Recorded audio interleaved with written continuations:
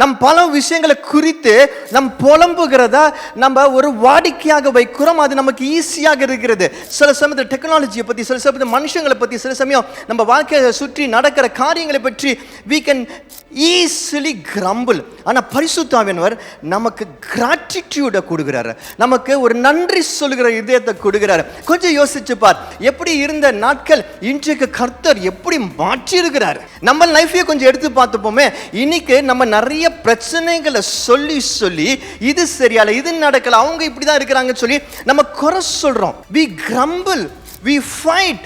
But பரிசுத்த ஆவியானவர் இப்படியாக குறை சொல்லுகிறவர்கள் மத்தியில் அசைவாட வேண்டும் என்று சொல்லி ஜெபிக்கிறார். and give them a heart of gratitude. இன்னைக்கு நிறைய கிறிஸ்தவர்களை பார்க்கும்போது எனக்கு வேதனையா இருக்கு. ஆட்டிடியூட், வசனங்கள் படிக்கிறதுனால மட்டும் இல்லை, ஜெபம் செய்யறதுனால மட்டும் இல்லை, அபிஷேகத்தை நிரம்புறதுனால மட்டும் இல்லை, நீங்க உலகத்தில் எப்படி நடந்துக்கிறீங்கன்றதுனால தான் நீங்கள் உண்மையான கிறிஸ்துவர். இயேசுவை எவ்வளோ நேசிக்கிறீங்கன்னு நீங்கள் அது உங்கள் லைஃப்பில் அதிகரிச்சிருச்சுன்னா, உங்களுடைய காலை ஜெப நேரங்கள், தனிப்பட்ட ஜெப நேரங்கள், இதிலெல்லாம் தான் இந்த எக்ஸ்பீரியன்ஸை நீங்கள் அதிகமாக பார்க்க முடியும். எஸ்பெஷலி ஏர்லி மார்னிங் ப்ரேயர்ஸ் அதிகமாக நீங்கள் உணர முடியும். எவ்வளோ ஜீசஸை லவ் பண்ணுங்க. இந்த வேர்ல்டு வேக்கப் பண்ணுறதுக்கு முன்னாடி, வேர்ல்டோட பிரச்சனைகள் ஸ்டார்ட் பண்ணுறதுக்கு முன்னாடி, you and Jesus alone, when you stay there, when you do that morning devotion, அப்போது உங்களுக்கு புரியும். இன்னும் கொஞ்ச நேரத்தில் எல்லாம் முழிச்சு கதற ஆரம்பிப்பாங்க.